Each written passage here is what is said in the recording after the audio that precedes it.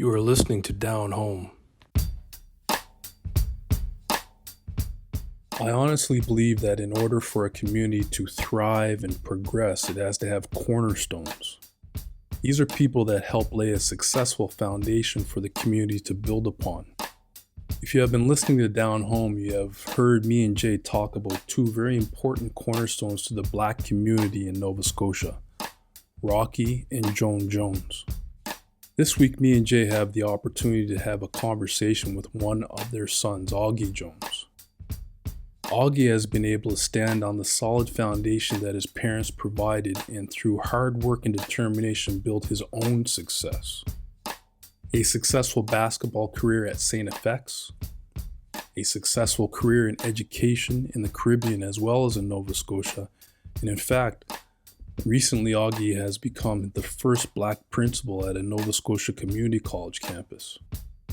He's also been able to leverage his wealth of experience and talent to help companies realize their diversity and inclusion goals through his Empathize Others platform. Breaking new ground, breaking new ground, breaking new ground, simple breaking new ground, breaking new ground, breaking new ground, simple breaking new ground, breaking new ground, breaking new ground, simple breaking new ground, breaking new ground, breaking new ground, yeah. Welcome to Down Home, the Nova Scotian experience from two Black men. I'm Derek Wise, and as always, we have Jay Jones. What's happening, y'all? And our conversation this week is with educator and social activist Augy Jones. Augie, how you doing, man? I'm good, fellas. I'm relaxing on the weekend, trying to do a little bit of writing. We're working on pushing out another episode of the podcast too. So you guys know how it is. Always working, hustling. Yeah, true. Mm-hmm. And let's get this over the way. We have another Jones on the podcast. Yeah, Augie's my cousin. It's hard to keep up with us Joneses, man. Yeah, no, it's good to see you, Jay and Derek. Yeah. It's good to thank you. And I love what you guys do with the podcast. Thank you. That's much appreciated, man. Much appreciated. Now, your career and life path has been geared towards like mentoring, teaching, and coaching. Can you talk about what led you down that direction? Well, it's funny you ask, because the other day, I'm now principal at NSCC, and we have a African Nova Scotian early childhood educator cohort, a group of 25 students who are doing a 2-year program so that they can teach pre-primary and primary. And we were talking, myself and Archie Beals were talking to them about community and what that means. And I think it starts like that. I don't think you start out to be a mentor. I didn't start out to want to do anything, to be honest. But what I do know is that I wake up every day and I can't disconnect myself from community. So with that comes that role of, if anyone needs anything, I'm there. If I have to make a bridge and pass it on to someone, I just do that.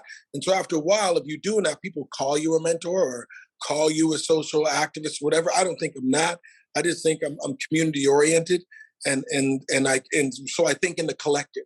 Put it that way. It's not just for me, because I've done a lot of things that I could be very proud of myself individually, and I don't focus on that. So I think more than anything, that role of spreading out the love, spreading out the knowledge, passing things on, because I don't own it, I really learned it from young, because my parents, and obviously Augy and Jones, and all the other people that were leaders in the community that I bumped into, every single one of them always paid it forward. Mm-hmm. So I think that I learned to do that from a young age. Mm-hmm.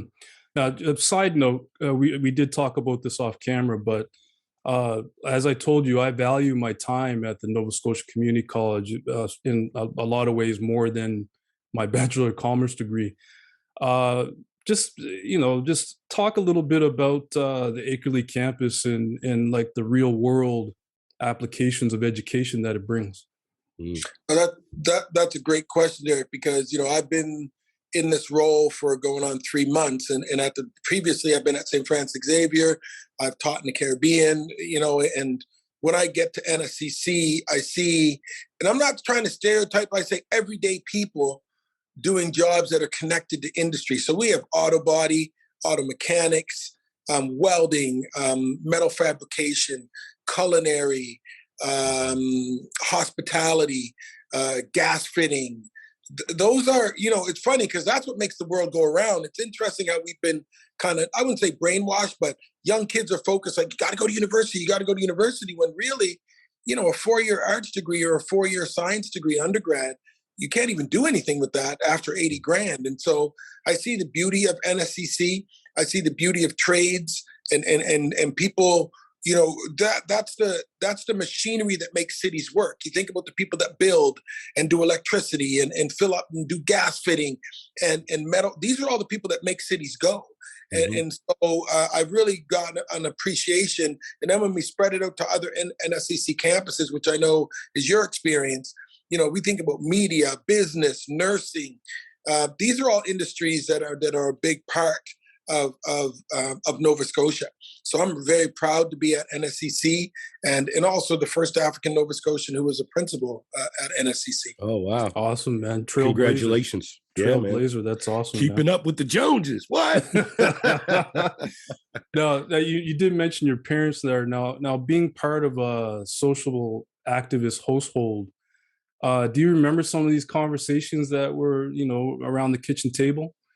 And if you like, maybe if you give us a little story, that'd be great, man. And do you think those conversations formed you as an individual? I think you kind of alluded to that already, but speak on that, please. No, I'm glad you elaborated and came back to that, because I remember my mom in the kitchen on Windsor Street, right by the Halifax Forum. My mom had a round table, literally a round table. And so when you sat down to Excalibur's round table, like anyone was welcome in the house, but you better have thick skin, because, there were conversations going on that if you were going to, the people that were at the house, Walter Borden, obviously Joan Jones, Augy Jones, Irvin Carvery, Gilbert Day, at points we had Harry Belafonte there. We had a lot of people flow through the house. Jeremy Ackerman, who used to be the head of NDP, Alexa Madonna, who just passed away, who led the NDP. Like, these were the people that were in the place. And so for me, I can't remember specific conversations, but I can let you guys know this, is that I learned what it meant to be articulate. I learned what it meant to not necessarily be emotional with what you were saying. Both my parents were very good at bringing a point across. And at the time, think about it, we're talking 70s, late 70s, 80s. So we're not talking George Floyd time where there was a hashtag or there were conversations going on at our house that were almost clandestine, because I found out later that CSIS had been spying on my parents for decades, right? And they provided us with, I remember I came home from St. Lucia. I was teaching in St. Lucia. I came home at Christmas, and on the kitchen table was a stack of RCMP documents, calling my dad rabble rouser and troublemaker. And also the main parts were blacked out in black marker, right? You know what I mean? So they give you the papers to say, hey, we're doing something for you. After spying on you, here. So anyway, like what I guess I did learn was, there are people that can speak on behalf of the community. And not everyone has the ability to go in front of media and do podcasts similar to what you guys are doing. And so if you are blessed with that ability, then you have to use it. And you have to use it in a way to tell the story of your community in a way that is easy for people to digest. And you know how quickly they can get to, well, he's an angry black male. And so I learned from my dad. My dad was smooth with it, man. You could very seldom saw him angry. If he was angry, he'd be angry behind the scenes. But he knew that when he was out in front of public or he was saying something, you had to put your intelligence first. You had to put your ability of word choice and tone and cadence. These were all that I learned from especially watching him. And then I can't go without giving my mom, the respect, because she wasn't out in front as much, but she was just as equally important in her ability to organize from behind the scenes. She sat on many. And as you guys know, if you ever sat on committees, there's a lot of bullshit that goes on in committees around microaggressions and people crying and not listening to the point and trying to shut you down. And my mom was actually better than my dad at that. Her committee work was outstanding, but that was always behind the scenes. So I learned to talk at both those levels, in front of people, in front of the public. And I also learned how to maneuver in the sitting at the table. Mm-hmm. Wow. Yeah, that reminds me, like, you know, I was raised by Sidney Jones, you know, my great grandfather, and he was always so stoically strong, like, you know what I mean? And of course, he was the deacon of Cornwallis Street Church, and I'd often see him speak sometimes before Reverend Mack, and I was always in awe the way he could just sort of just take hold of the congregation and say what he wanted to say with such you know, such emphasis and control. Yeah, it's a thing. There were a lot of great leaders that came out of that congregation, though. Huh? Mm-hmm. There were, yeah, definitely, so much so.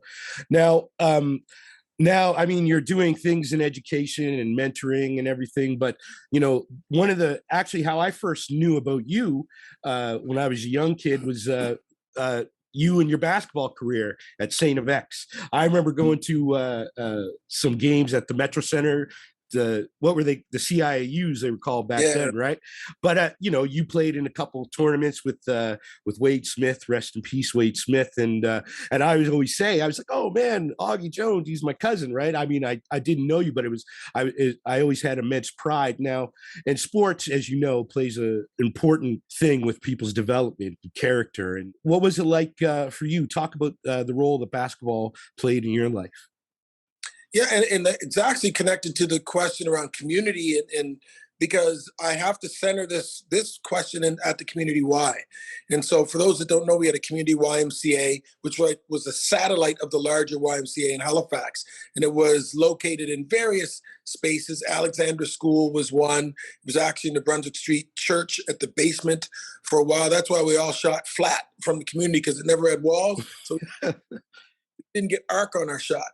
But it moved around, and now it's actually close to the North Branch Library, which used to be the post office on Gottingen Street. That is now houses the present Community Y.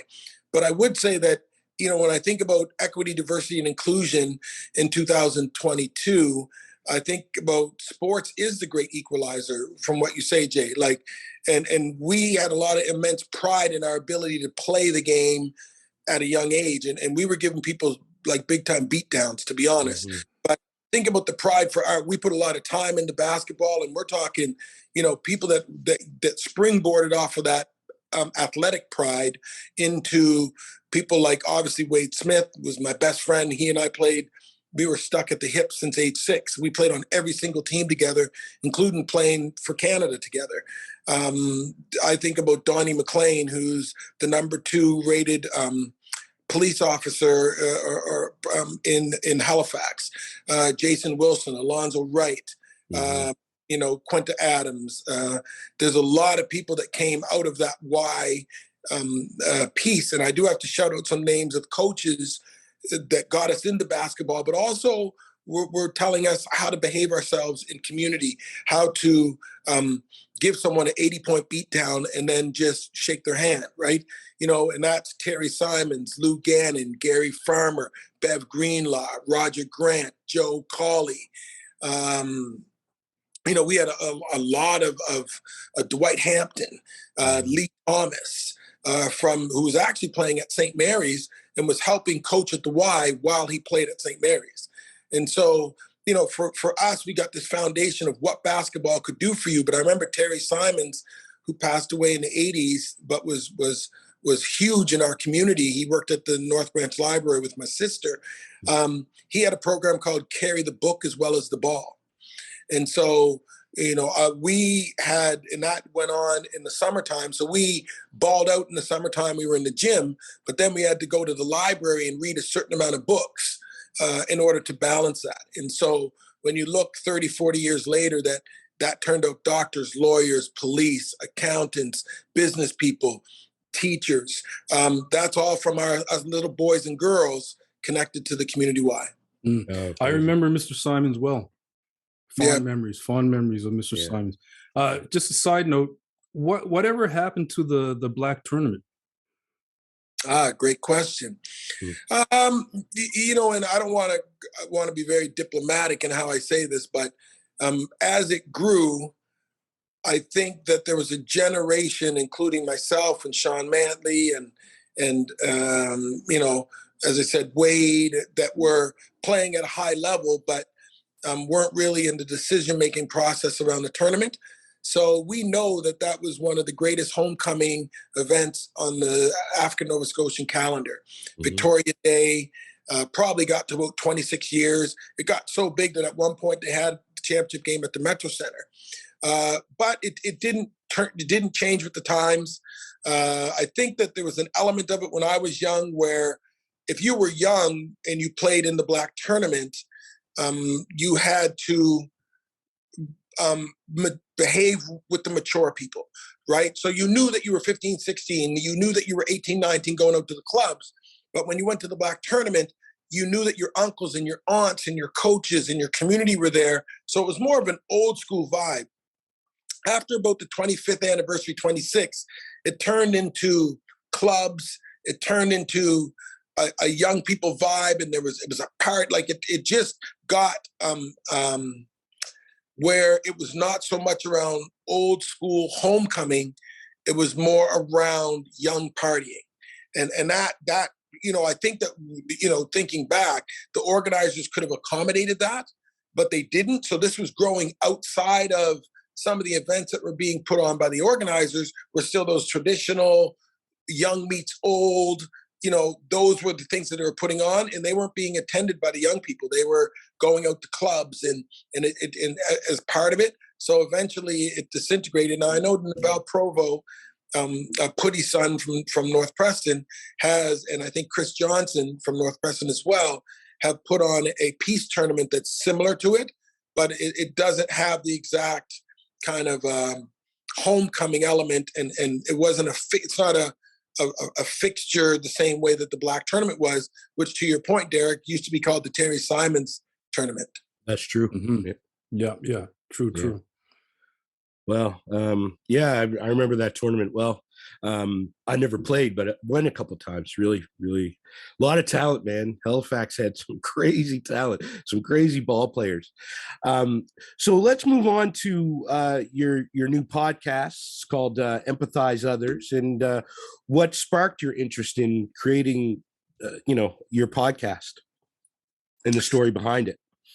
Yeah, I for me, it was, to be honest, doing a lot of equity, diversity, and inclusion work on behalf of school boards and Department of Ed, and actually it was unpaid work. And I was like, no, I mean, if I have this expertise, which comes from not only being in somewhat of a specialized family, because if you grow up with Rocky and Jones, you, as we said earlier in the podcast, you grow up with certain skill set. So Empathize Others was a way for me to make the platform about what I brought to the table personally, wanted to change it into a business. So Empathize Others was a consulting service, which is now, and I used to work with companies around their EDI platform. I've since kind of, grown and into a more motivational speaker, book writing, but I have blogs, podcasts, I have gear. And I think and I wouldn't be the only one doing that. I think that, we now realize that when we want to reach out to a generation and be that diverse, there's a lot of different ways you have to put out your message. And so the platform of Empathize Others was more to come to a point beyond what Rocky and Joan were saying. I think that I do stand on the shoulders of them, but my platform, I think, talks about the universally kind of universal design around what works for everyone. So from the LGBTQ plus community, from the disabilities community, from the Indigenous community, from a newcomer community, a gender perspective, what privileges do we walk with? So it's not just about being African Nova Scotian. It's about simply that. Can we empathize others? Because in order for us to hear the Mi'kmaq voice around residential schools, around fishing, around acknowledging treaties. We have to humble ourselves as settlers, because even in African Nova Scotians, yes, we can say we've been here 400 years, but we're still settlers, right? And so to hear that voice, I've got to empathize others. For me as a privileged male, and women are talking about sexualized violence, around harassment, around what they have to do at night to protect themselves. Whereas a male, 6'1", I don't have to think about those things. I don't, I lived in Kingston, Jamaica for a year and was going out to parties and walking home at 2:30 in the morning. And I never once thought of it. That's a privilege. And so I need to empathize with the voices of women and really own my privilege. One of the phrases I use a lot is own your stuff. People, when you say white privilege, people are like, oh my God, white privilege. You have it. Like, own it. Like, what? We're not going to even argue about it, right? Another one I'd like to lay down as far as one of my principles around empathize others is being able-bodied. Any building in Halifax, I can run up the steps, down the steps, jump in an elevator, go smoothly into an escalator, and I do that as an able-bodied privilege. People who aren't able-bodied look at escalators different, look at stairs differently. And so my whole premise is we all, every single one of us, have to look at our privileges and see where we need to own those privileges so we can hear the voices of people that don't live that same existence. And that's where, that's the center of Empathize Others. Wow. Yeah, it's almost like an organic extension of, it's like accumulation, organic extension of your whole career and your upbringing, huh? Like that's awesome. That's great. Yeah, I mean, yeah, and also in today's world, empathy is so important, right? Because we can so quickly, like, social media has its pros and cons, of course, we all know that, but sometimes, I feel people sometimes get so swept up in that world that you forget about what's going on in the world, and there's so many things at the core that we need to look at and open up to. So empathy is important, man. So it's really important work that you're doing, because we need to feel what other people are feeling, healing us in the things that we feel, and understanding what it might take to heal for them. It's very important work. Yeah. We want to add one other piece that I do bring out, you guys, is this thing around learn listening, because you can have people that are so much into their Black power, but yet they're abusive to women, or so much people that are in their Black power, but they don't understand the disability voice or the LGBTQ plus voice. And that's what was getting to me. I was saying, like, for me, we're asking people to march with Black Lives Matter, and we're asking people to hear us. But how many of us are going out to the Indigenous marches? How many of us are going out to the gay pride, even if we are heterosexual? How many of us understand what it's like to live with autism or have a child with autism? And so I felt that there was a point. So there is a poem by Khalil Gibran, a Lebanese poet, called The Prophet. Mm-hmm. And it says, God loves the arrow just as much as the bow. And so Joan and Rocky were my bow. And there was tension, especially my teenage years. There was tension. But with that tension, the arrow goes further. And to Derek's point, I think that it is a growth of their philosophy to take what they were really grounded in an African Nova Scotian advocacy and use those same principles to bring out a universal advocacy. Let's listen to everyone. And I phrase that as learn listening. Are you listening to learn from someone, or are you pretending to listen and then you walk away and ignore them? Yeah, that's a valid point. Like I find since we've started this podcast that I've had conversations with people outside the podcast, and a lot of the time they're listening to convey their own point from their point of view. Yes. It's not necessarily a back and forth conversation. And I've kind of thought, do I do this? It's giving me a chance to self-audit. Yeah. Well, this has been sorry, Jay, did you say something? No. I totally agree with what you were saying. Yeah. Augie, thank you very much for giving us a bit of your time. Do you have anything else before we wrap up? No, again, I just want to compliment the two of you. I think for the listeners, I don't know if they know how much time goes into a podcast when it comes to scheduling, actually, recording it, and then you've got a whole bunch of editing to do, and then you got to get it out there. And so, kudos to you two brothers, and really, bringing a perspective on what it means to be Nova Scotian. I've listened to many of your podcasts, and it's an experience I'm familiar with. Many of your guests are people that I'm Augy Jones and Len Paris. These are people I know. But I just think that, kudos to you guys for taking the time and the effort that you put in to make sure that story spreads out, because I'm just in my own little way, I'm trying to do the same thing. Awesome. Yeah.